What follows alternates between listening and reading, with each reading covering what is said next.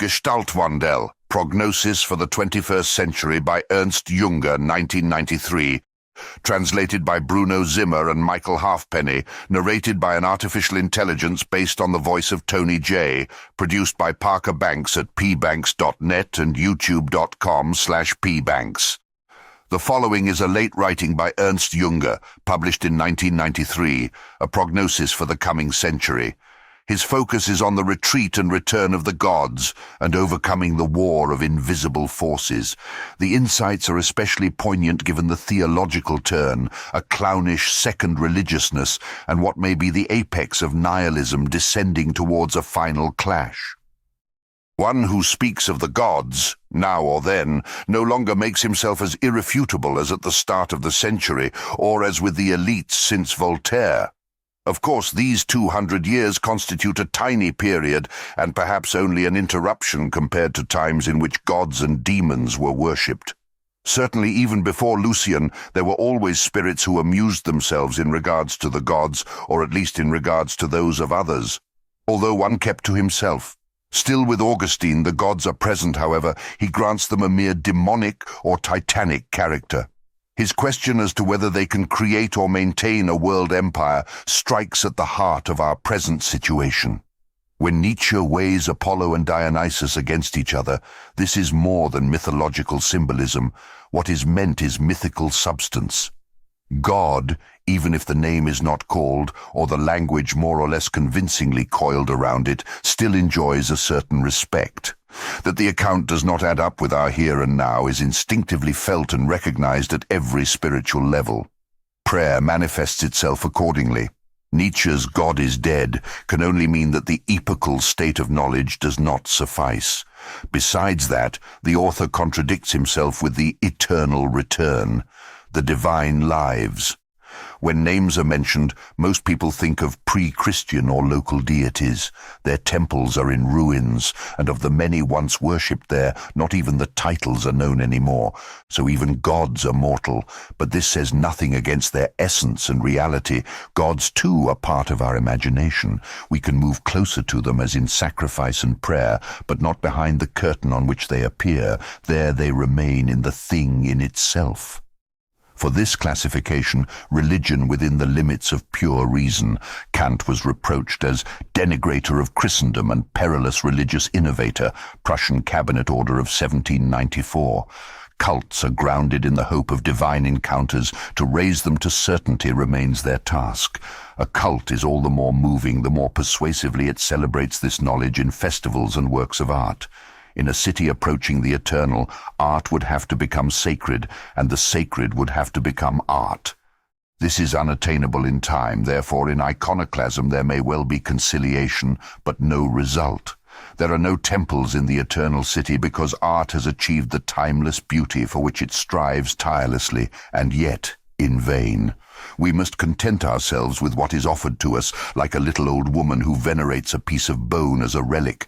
After all, we are no strangers to timelessness. We come from it, and we go to it. It accompanies us on the journey as the only luggage that cannot be lost. It casts its shadow on us when we suffer, and gives us life when its light touches us. I owe the word Gestaltwandel, metamorphosis or state change, to Leopold Ziegler, as well as a conversation about The Worker shortly after it was published. We were near the refuge above the Goldbach Chapel, where I now turn to these notes with a good view of the lake. Gestaltwandel of the gods means the changing manifestation of their worship. There are places that have been considered sacred through time, although the religions changed. Perhaps an angel had appeared there once, a miracle had happened. New temples were built from the ruins of the old. They remained as the destination of pilgrimages, festivals, sacrifices, and devotions. Prayers are always significant, but it is said that they are most likely to be answered here. The war of the Titans and the twilight of the gods are meta-historical. Out of nature and the cosmos they intervene in history. From a chronological point of view, it is to be assumed that the Titans preceded the gods and managed the chaos. This complies with the myth of the gods having been begotten and taught by the Titans. Their uprising shakes Mount Olympus. They are subdued by Zeus and banished to the underworld. But they return, like Prometheus unleashed in the form of the worker. The gods create out of timelessness. The titans act and invent inside of time. They are related to technology rather than the arts. Therefore, Hölderlin advises the poet to dream and to take solace in Dionysus while the Iron Ones rule. But he knows that the gods will return. On arithmetic, the exponent is the digit placed over the base that indicates how many times it can be multiplied by itself. In the equation, 2 to the power of 3 equals 8, 2 represents the base, 3 represents the exponent, and 8 represents the result. The base is also called the root, the exponent the index. The equals sign represents the middle. The middle mediates, it separates and connects at the same time. On botany, if we transfer the equation into a parable, let the base be understood as the root, the combining character as the trunk, and the exponent as the crown of a tree. The result is the fruit.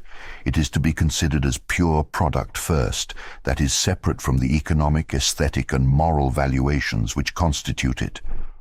On spelling, to expose is to remove as well as to read and to construe. I focus on a work, a piece of writing in detail, consider its character and interpret it. To expose oneself is to dislodge oneself into the unknown, especially to a danger. It is, seen neutrally, a carrying oneself out. This gift, the expositional, is purely potential at first, but it creates facts, accidentals in the sense of Thomas Aquinas.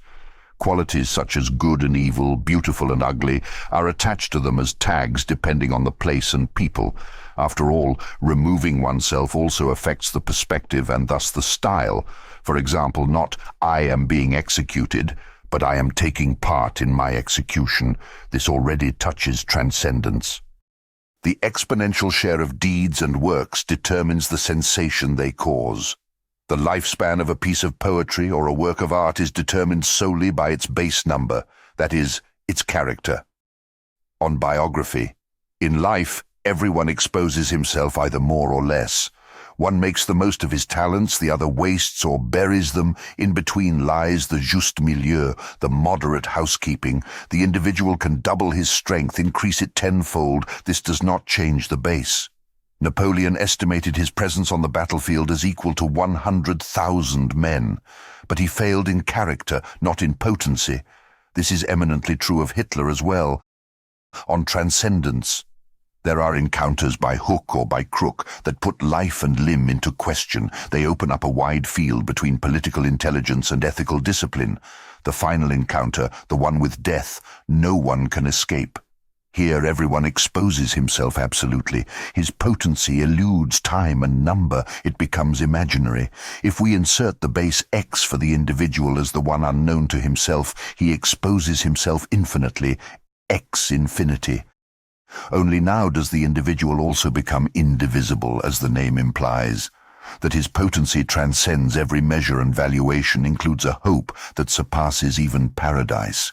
The art and the cults encircle and decorate the wall of time, Zeitmauer. The sacrament of death is committed by each one alone. In The Death of Ivan Ilyich, Tolstoy describes the transition in which existence is no longer robbed, but in which it is relinquished. Here also, Heidegger, renunciation does not take, renunciation gives. It gives the inexhaustible power of the simple. Likewise, Schopenhauer in his doctrine of the indestructibility of our true being through death. For us, death is and remains a negative, the cessation of life. However, it must also have a positive side, which, however, remains hidden from us because our intellect remains incapable of grasping it. Therefore, we may well realize what we lose in death, but not what we gain by it. Beyond suspicion, there is no path. The great pioneer laments that the light would fade just as a new dawn is beginning to shine. If, in the meantime, a philosopher should think that he would find solace of his own in death, that then he would solve a problem which has so long occupied him, he would probably be like someone who, at the moment he is about to find what he is searching for, has his lantern blown out. Here, however, there remains doubt. When a strong light begins to shine, it does not extinguish a weaker one, but absorbs it into its glow. Nietzsche prophesies a thunderbolt of time of such density, in which 1,000 years pass not only as one day, but as a fraction of a second. In this way the eternal is consumed by the timeless. For Hölderlin, the wall of time is the dungeon wall that will collapse in the holiest of storms. A flower won't fade away in the stream of light, but will shine more strongly, integrated. It is liberated because splendor and beauty are not enough. That is the reason it is mortal. The token coin is exchanged for gold at the customs station. The obelisk becomes the door opener. The extraction of man from history will continue on after the turn of the millennium. The great symbols of crown and sword continue to lose significance. The scepter transforms. The historical borders will blur. War will continue being condemned. The evolution of power and threat will become planetary and universal. The next century belongs to the Titans. The gods continue to lose eminence. Since they will return, as they always have, the 21st century will be, in cultic terms, an intermediary, that is, an interim. Dieu se retire. That Islam seems to make an exception must not deceive. That's not because it is superior to the time, but because it is, titanically speaking, in keeping with the times. Titans come and go as forces of nature. They are also represented formatively by animal and man. Hölderlin predicts their arrival in bread and wine. He also limits their rule by declaring them an interim. He says that in meager times, and so an age far from gods, that it is better to sleep. At the same time, he does not rule out the possibility that something mighty, albeit violent, happens in the meantime. Heroes in iron cradles are growing up, but they only resemble the heavenly ones. The poet finds the last refuge, sleep, intoxication, and oblivion, with Dionysus. In this regard, Hölderlin agrees with Nietzsche. Schopenhauer sees the world as a playing field of the blind will. It is titanic, subject to eternal change, but transient in nature. Everything that comes into being is worthy of perishing. Darwin answered the question of why, despite the blindness of will, splendid formations emerge. Then perhaps also the Taj Mahal, created by a large number of random stone throwers, he was asked as a counter-question. Schopenhauer, who incidentally rejected Darwin's theory, searches for the true meaning of humanity in contemplation, that is, in non-action. Timeless insight produces cults and ideas, and especially works of art. He believes that refined Buddhism may one day form within Europe. Thus the Volk metaphysic, religion, it must be. Ruskin, the ultimate task of art is the representation of divine works. Therefore, approaches, while Hölderlin waits with trepidation for the coming of the interim, and Schopenhauer is skeptical and pessimistic about Titanism, Nietzsche feels at home in it. In the fateful year 1888, he notes his recognition of the 21st century as his spiritual home. This growing importance of the will is accompanied by a volatile development of energy in the technical world. Peculiar to Nietzsche's affirmation of the will is his relation to time. Whereas Kant considered time to be among the forms of intuition, to Nietzsche it is of unconditional reality. This position reaches its most extreme point in the doctrine of eternal return. This doctrine is usually misunderstood in that it is not a fruit of knowledge, but a confession. Oswald Spengler emphasizes the special value that the Westerner assigns to time. This is followed by specific forms of timekeeping. Since the Gothic period, clocks exist as part of the church tower's equipment alongside the crosses. They resound and cast a shadow over the land. This development began around the first millennium with the invention of the wheel clock, which replaced the elementaruren. Our century can also be characterized as an age of clocks. Their precision and runtime approach perfection. Furthermore, their rhythm does not only measure the smallest and largest things, from the atom to the universe, but also determines everyday movement, for example, in the engine. The quartz clock is the return of the elementarur on a spiritual level. The earth sheds its skin. The sinking of the Titanic, its defeat before the iceberg, is a prophetic sign of a kind that otherwise only exists in myth. Among other things, one may conclude from this that progress is indeed an interim, a phenomenon that has a beginning and end. Of course, it has always been known that trees do not grow to the heavens. Now the question arises what the earth will look like then, or what it wants. Apocalyptic visions seem to repeat themselves at the end of every millennium. Today, in keeping with the world mood, they are predominantly technical in nature. On the other hand, astrologers are predicting an immense spiritualization. This harmonizes with the Christian anticipation of the age of the Holy Spirit, which comes third after the Father and the Son, and with it the Third Testament, the word of which is left to the poets. If the interim is regarded as an unveiled and thus formative rise of the Titans, then with it must be connected above all an earth change, as it announces itself already and not in the least by catastrophes. Human involvement and culpability are probably overestimated. Ex negativo, this can already be concluded from the fact that man ultimately proves himself to be impotent, if not adding fuel to the fire. For 200 years we have been in the midst of a world revolution that is transforming nature and society with technical impulses preceding social ones. Seen from a historical perspective, a situation repeats itself that has occurred many times before through the invention of weapons and tools, wars, migrations, desertification of land which follows the exploitation of forests and pastures. But the question is whether the historical perspective is sufficient, or whether we are not standing at the end and already outside history. Many signs speak to the fact that an earth revolution encloses and determines the world revolution. This too will be a repetition, but in a larger cycle, in which measurement is not taken in historical epochs, but in earth ages. This comes close to Hesiod in the mythical sense, and scientifically to Cuvier's system. This perspective is becoming increasingly accepted, even popular. However, here it has to be questioned if we are correctly assessing the significance of major changes, such as those in the climate, the atmosphere, and birth rates. A respect for statistics and fear of large numbers is alien to the Titans. We should expect not only losses but also shocks, such as new substances and forces in the inorganic and new animal species in the organic world. Explorations of the unseen can outweigh the discovery of continents. These are developments of natural forces to which human assistance belongs as well. They are not to be confused with phenomena in the cultic sense. With them, the interim ends. Even where the natural forces align with each other, it does not unfold without hierarchy. Herculean, Centaurian, and Promethean figures begin to emerge, their first one being that of the worker. Technology is his uniform.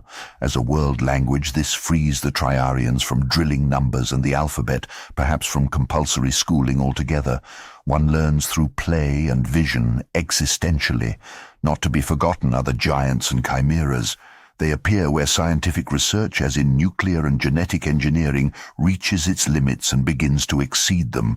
While highly dangerous, the growing spiritualization is also capable of defying annihilation. In war, for example, the reduction to an exchange of formulas.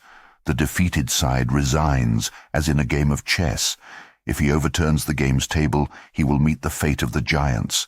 Even the world state will not do away with violence, since it belongs to creation. War transforms into police actions of smaller and larger scale. With a monopoly on nuclear weapons, insurrections have no potential, yet terror will increase. The progress of technology can also result in magic. The transmission of thought into action is beginning to occur in some areas, especially in transportation. Even a phone call is not as simple as it seems. Light barriers, transplants, chimeras, dead men appearing on screen, and so on. There are more and more biotopes in which you hardly have to move your hand to act. Such a state has already been written out of history because it is pleasing. Nietzsche foresaw this condition in The Last Man, and Huxley detailed it. The interim levels out. This is associated with fellahization, an existence without historical conscience and higher aspiration. One lives for the day. The elites become more rare and more powerful because they too reach the limit where thought is transformed. Titans live and act in time. Their power is confirmed in the eternal return. This eternity is not the end of time and the ages, but their infinite continuation. One cut and their end is reached. The Titans do not need prayers. They are served through work. They are highly respected, although their name is hidden behind their action. And so it is that today one no longer says Uranus, but uranium. Even Pluto, although earth-mighty, does not number among the Olympians. The gods are not eternal but timeless. Insofar as the prayers addressed to them do not fulfill earthly hope, they are fulfilled beyond all hope. The arrival of the gods can be guessed at, yet neither calculated nor predicted. Nonetheless, they must appear, because without gods there is no culture. Before the great shifts, there are naive and well-founded expectations directed towards the emanations. A phenomenon may for 1,000 years or more continue to warm as a reflective gleam and answer as an echo, but it weakens with time, and with it the theology grows weary. Every sermon becomes a more or less well-done eulogy, therefore it still has its strongest effect at the tombs. In the interim, gods are anachronisms, even in poetry. It is best to neutralize their names. In correspondence with this, the divine, in order to appear in high spiritualization, needs neither the mask of animals nor of humans. Sure enough, new mutations also require a new level of knowledge. There will be no lack of it since the shears cut sharpest as they begin to close.